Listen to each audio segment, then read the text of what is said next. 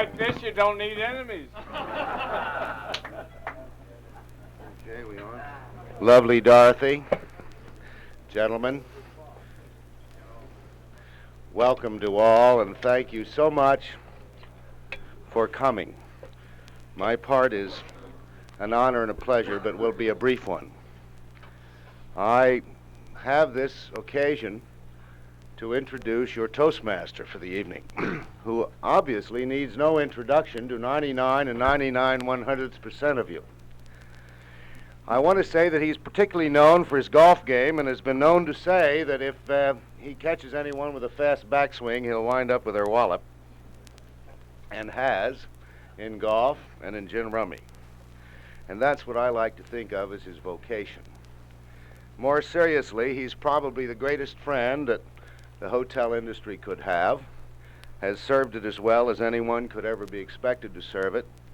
He's a director emeritus of AH&MA, the American Hotel and Motel Association, has been chairman, as so many of us know and as so many of us are grateful for, has been chairman for some time of the Governmental Relations Committee, or Governmental Affairs Committee of the AH&MA. He has been president of the American Hotel Association and its chairman of its board of directors. Quite as an avocation and as an assist to his golf game, this gentleman is in the banking business. He operates some small hotels, but very fine ones in Florida and Ohio. He's president of the Packard Hotels Company, and he's affiliated with Bank Ohio Corporation. He's affiliated with the Utica Savings Bank, the Knox County Savings Bank. He's board chairman of American Liberty Life Insurance Company, and if that won't get you a loan, I don't know what else will. Gentlemen, our good friend, one whom I'm ever so proud to introduce, is your Toastmaster, Arthur J. Packard. Welcome.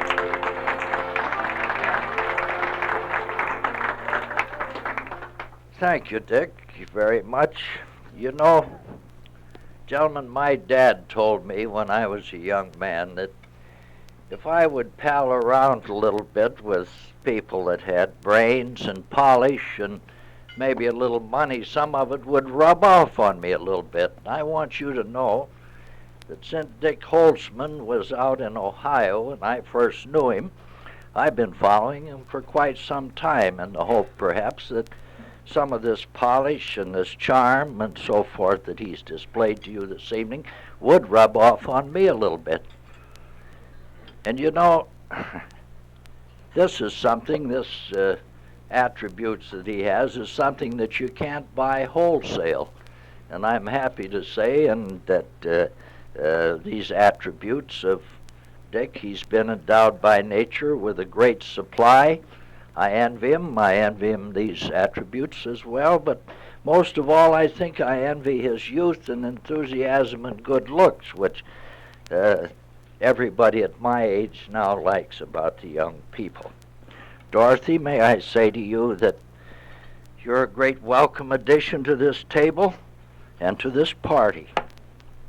You know, they say that behind every successful man is a woman, a lovely lady who has supplied the help and the encouragement and the stimulus to make a man successful. And I think in a sense, Dorothy, if I may say so, this is your party too, and we're delighted to have you with us.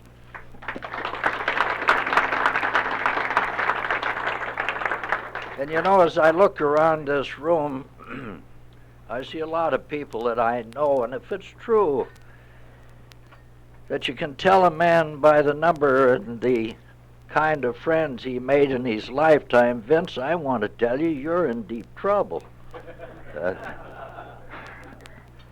Although seriously, if I may say so, the coin of friendship can be traded in all of the marts and the markets of this great wild world. And it's the universal medium of exchange, this coin of friendship that I'm talking about. And Vince, you've been richly endowed with this quality, and all of us here know it and are here as a proof of our belief in that particular thing for you. If I had my way, perhaps I think we're all of the same stature here. We're to pay our respects to Vince. And it would probably only be proper if I introduced all of you people in the audience to those of us at the head table. But obviously, that I can't do, of course. I'm a little bit frustrated because the committee told me that I was to be the toastmaster and the rest of the affair would be entertaining. And I've been mulling that over in my mind for a couple of days, but I would like to introduce to you people, those of you who aren't in the hotel business or who are not completely hotel-oriented, the people who are at the head table.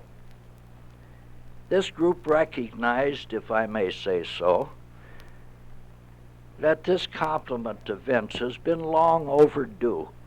I think we all agree to that.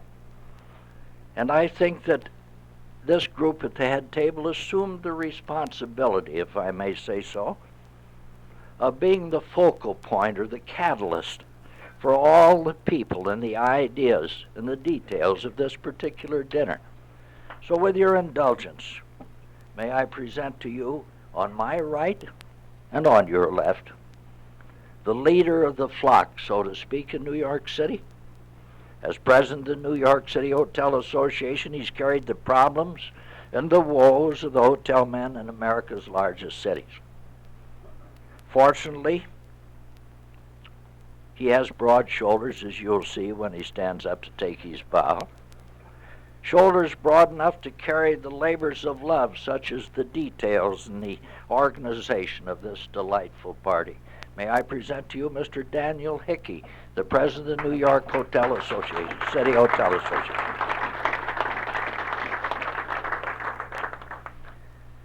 And those of you who read the smart magazines have no doubt noticed the sophisticated ads of New York's greatest little hotel. I know you've seen it in the New Yorker as a sample. And the brains behind this fabulously successful operation belongs to a polished gentleman of the old school who's transposed his talents, if you please, to the modern needs and the wishes of those who travel in our present age, Mr. Bertram Wheel of the Tuscany.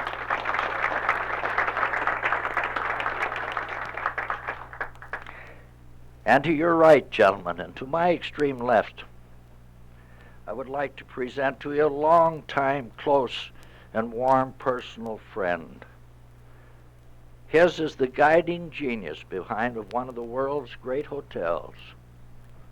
He's a senior vice president of one of the foremost names in this world of commercialized hospitality, which we all know, Mr. Robert Quain, vice president of the New York Hilton.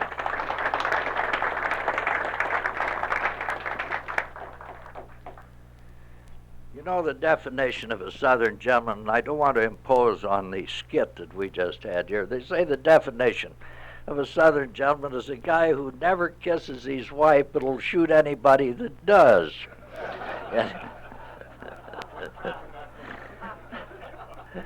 So, I hope you will forgive me if I introduce to you with that very trite and remark a Southern gentleman with all the polish and the graciousness of the Deep South. Imagine, if you will, gentlemen, a member of the ancient house of David, a member of the so-called minority group, who has received so much respect and admiration of his fellows in his home city, that he's become a trustee of a Catholic university, Loyola, and a trustee of the Methodist Episcopal Hospital in New Orleans. And certainly this refutes the old adage that a prophet is not without honor, save in his own country. And so I would like to call on Mr. New Orleans himself, a hotel man by vocation, a civic leader by avocation, and a shining example, if you please, of the warmth and the graciousness of the Old South, who would like to say to you a few words about our guest of honor. Seymour?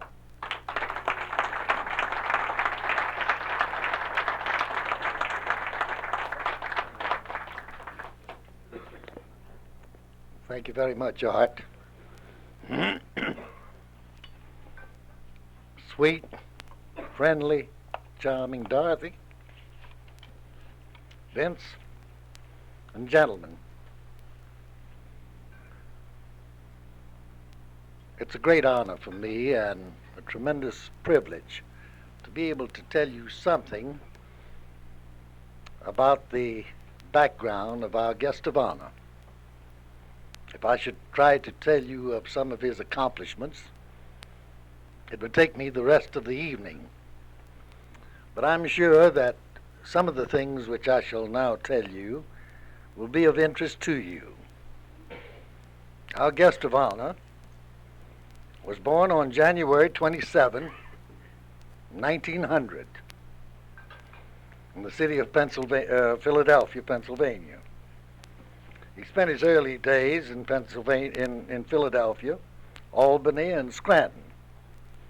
At the age of 18, during the First World War, he left high school and enlisted in the United States Navy as signal quartermaster on the USS Cape Henry. He graduated from Pratt Institute in Brooklyn, New York, with a degree in structural engineering in 1922. And during college, he taught geometry and architectural drawing in the evening classes at Fawcett School of Industrial Art in Newark.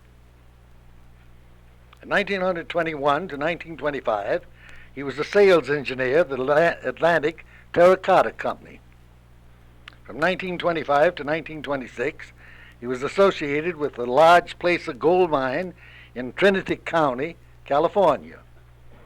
1926 to 1930, he was a partner of Calvin Morris Construction Company, which constructed a number of apartment houses and hotels in New York City, including 45th Avenue, 133 East 80th Street, 50th East 77th Street, and the Beverly and the Carlyle hotels. 1930 to 1938, he was the vice president and general manager of this great Carlyle hotel. 1938 to 1946, he was the vice president and managing director of the Hampshire House. In 1946, he became the vice president and the managing director of the very fine Essex House. He's been a director of the Hotel Association of New York City, the New York State Hotel Association, member of the New York State Hotel Association, the American Hotel Association, the International Hotel Association, and has received from France great honors. For the past 8 years, he's been president of Les Amis d'Escoffier. That's close as I can get to it, gentlemen. But for 8 years, he's been president. He has twice been honored by the country of France. He received the great silver medal from the city of Paris, and was made an officer of the Order of Mérite Agricole for work in furthering the cause of French cuisine. These are great honors. He has been a member of every fine gourmet society in the world and has been recognized as such. He's on the board of directors of the Baltusrol Golf Club in Springfield, New Jersey.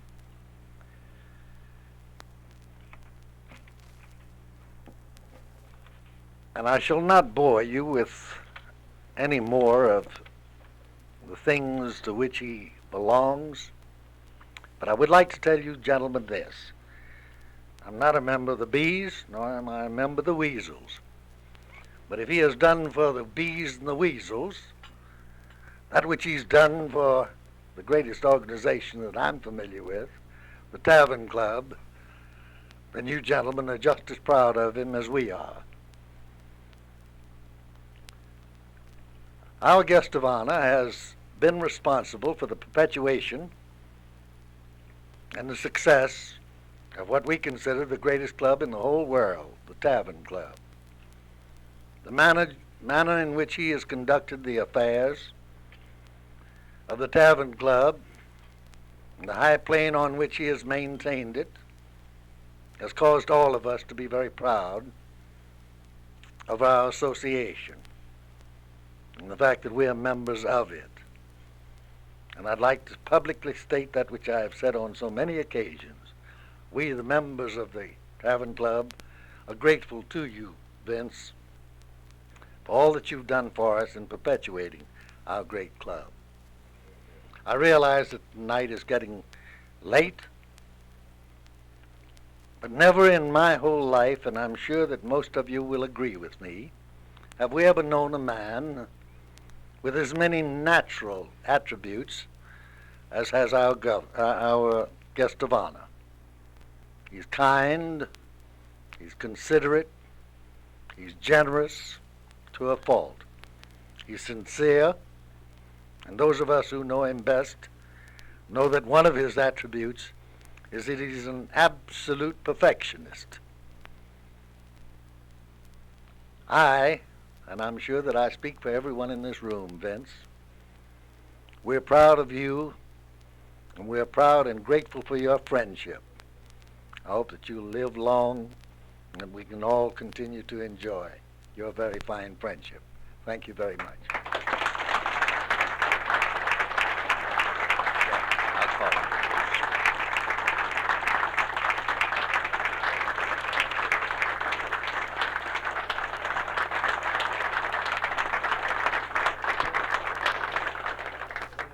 Thank you, Seymour.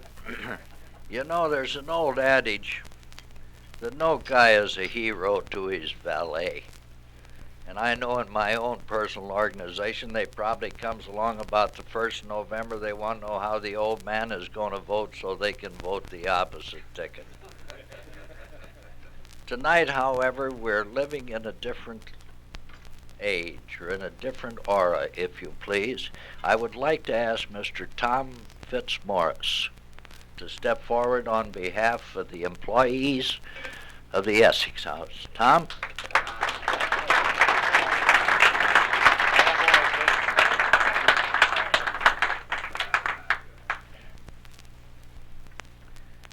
It gives me great pleasure to be here tonight, and on this happy occasion to present a little remembrance of Mr. Coyle's long stewardship at the Essex House.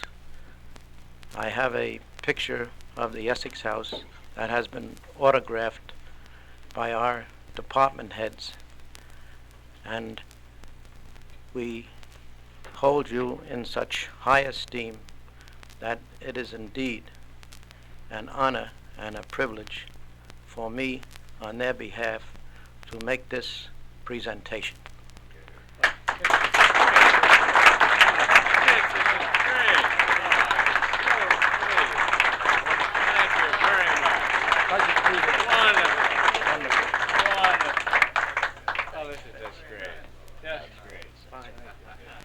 You know, I tell you, there's going to be a lot of new vice presidents over at the Essex House tomorrow morning.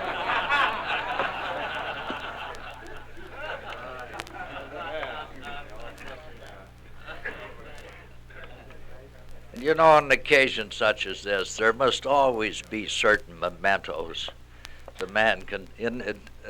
I think back in the old days, you know, when I was in school and the girls saved their dance programs and their first flower that they received put in their memory book, and it's only right and natural at occasions such as these that our guest of honor be presented with certain mementos that he can own and cherish and keep all of his life.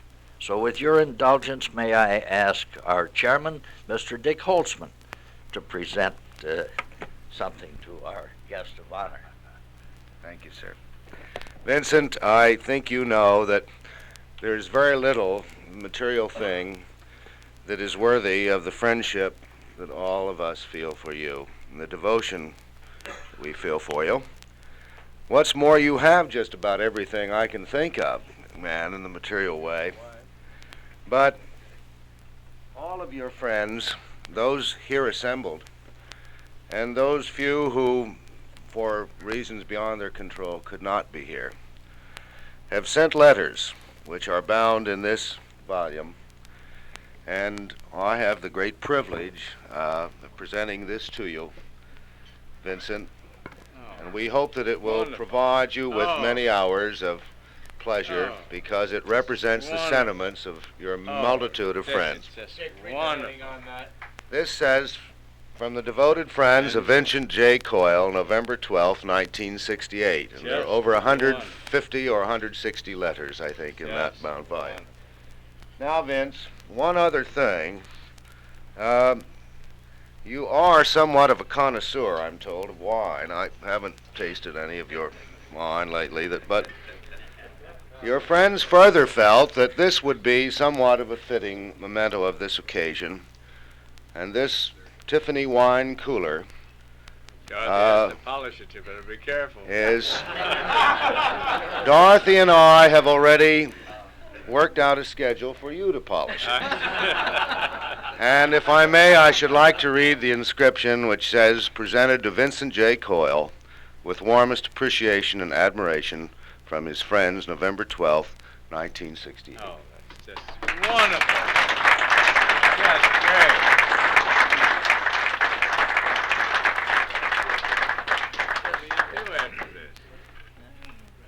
You know, we also have quite a number of wires and additional letters from guests who weren't able to be with us. But there are two things I don't do. First place, it's beneath my dignity to introduce vice presidents, number one. And secondly, I'll be darned if I'm going to read a bunch of names who wouldn't put the money in the pot for the...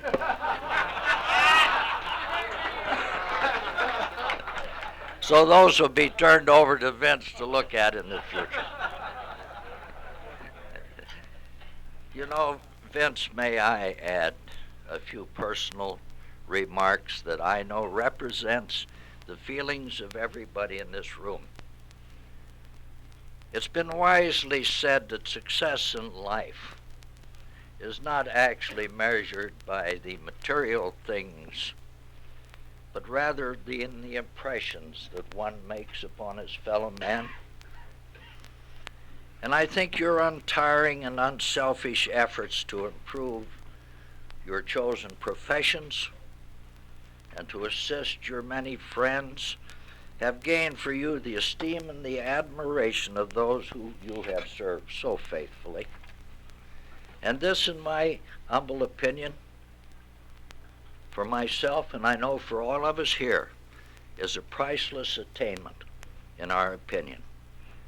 And it's my sincere hope that all of us may continue to enjoy your wise and helpful counsel, the warmth and charm of your personality, the bright light of your success, and the echo of the heart, the song in your heart that you've had for all of us who are your friends. May the good Lord always have a liking for you. That's the wish of all of us. Will you take your seat? Will you take your seat?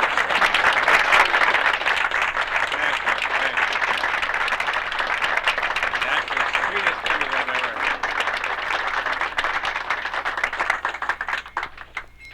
Well, after hearing these words, my heart is so filled with gratitude. There's very little that I can say. I can't say that I didn't know of the dinner. It leaked out. One of my directors came to me several weeks ago and said, "How do you get a ticket to the Vince Coyle testimonial dinner?"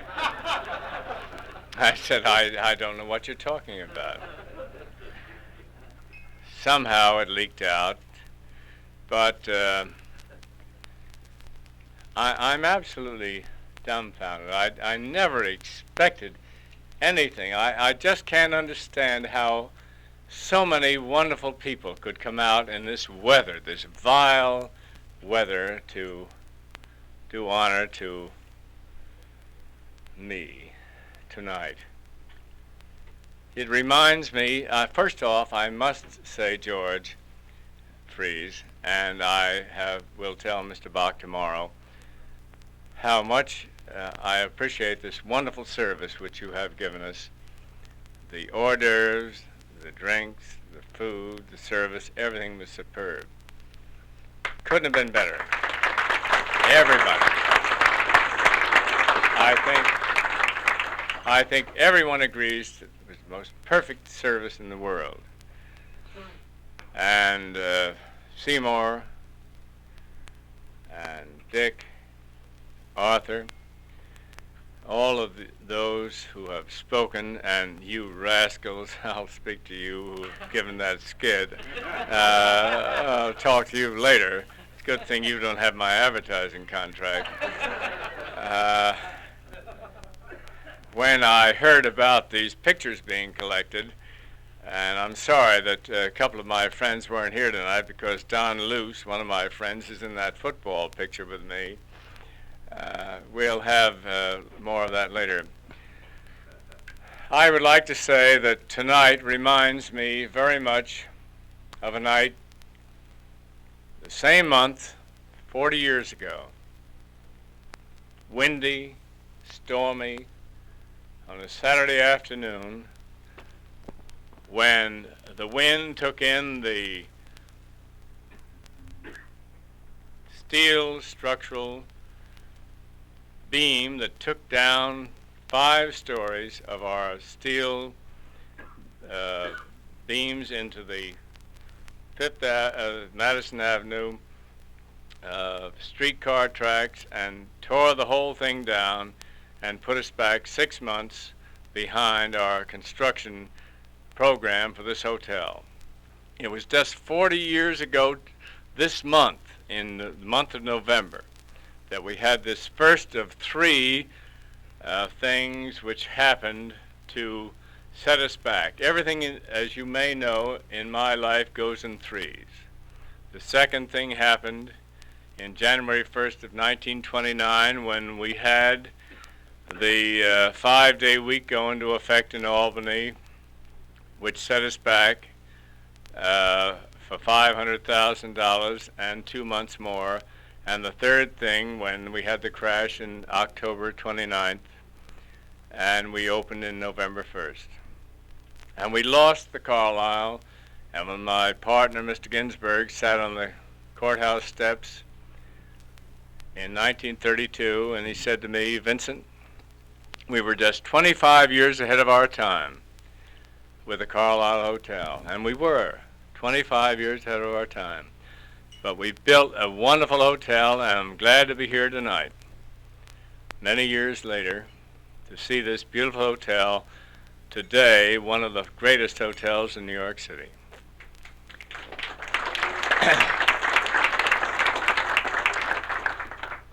I realized then that I couldn't proceed with my engineering career, and I realized that I knew nothing at all about food service, and I went down every night into the kitchen in this hotel and watched the chefs work and prepare the food. And that's how I got this yen for the service of French cuisine. And tonight we have Joseph Donon sitting here, Horace Wilson in my Escoffier Society and Escoffier Foundation. And I got this terrible feeling that we had to proceed with this wonderful French cuisine to carry it on. Later on, I went to the Hampshire House and met Robert Audelin, and he introduced me to the Académie Culinaire Française, and I became eventually president of the Escoffier Society, and that is why I'm so interested in this AIC, the American Culinary Foundation, in New Haven, which you have so generously contributed to tonight in your contribution with your ticket, which you have bought this evening. And if we can, if Arthur and the people in Denver will get the added incentive to the, can I say anything about this? To the chair to bring up the thing to $10,000 to put it into getting these chefs to come in to New York City or to all of the country to make a furtherance of this French cuisine, it would be so wonderful. What I would like to say, and Arthur touched upon it before, over and above the money end of it and the monetary end of it, is this wonderful feeling of the friendship which we have made through the years and through the early days when business was so bad, when the Depression was on, when in 1935, 36, and 37, and several men are here tonight who can recall Lucius Boomer, Ned Crandall, and people of that sort. We had the East Side Group. We had nothing at all to work on. Occupancy was 35 to 37%, 40%. But we had friendship. We had a rapport between the hotel managers. We have it today. We had these wonderful men later on in the early 40s. We had Jimmy McCabe, Frank Andrews, Ned Sweeney, Frank, we had Mulligan, we had Sweeney and so forth. But these are the things that meant so much to us when we had nothing to go on beside just the friendship. I had a man the other day from the Berkeley Hotel in London as my guest for luncheon.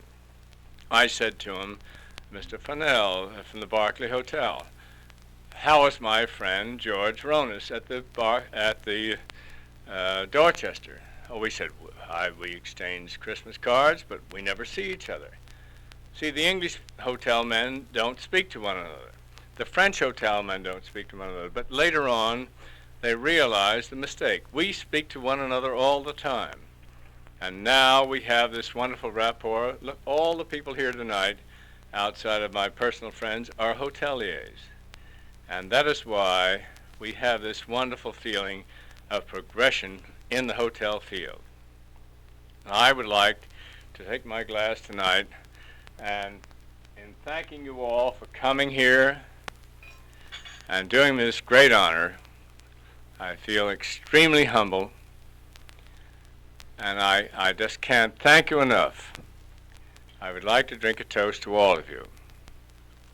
From first beginnings out to the unfinished ends, there's nothing worth the wear of winning save laughter and the love of friends. To you gentlemen.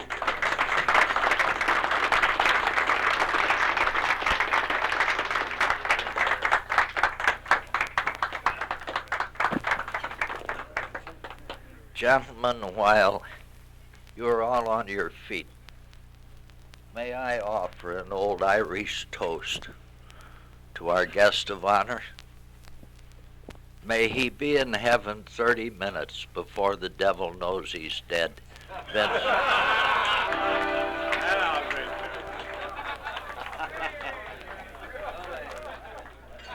With your permission, thank you all. I will ask our chairman, Mr. Holtzman, to close the meeting for us. Dick? Thank you, Arthur, and thank all of you so much for coming, for honoring Vincent Coyle and his lovely lady Dorothy. Thank you for your support of the American Culinary Institute in honoring Vince. And I'm pleased to tell you, sir, and all of you, that you have our pledge that the necessary funds are forthcoming to complete the $10,000 necessary to provide the Vincent J. Coyle Chair at the American Culinary Institute, and I know you're all happy about that.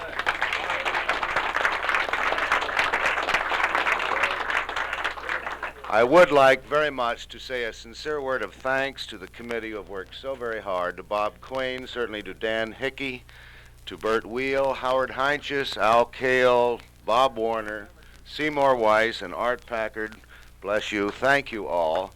And Dorothy and Vince, on this day, perhaps it's appropriate to say, may the wind always be at your backs. Good night. Thank you.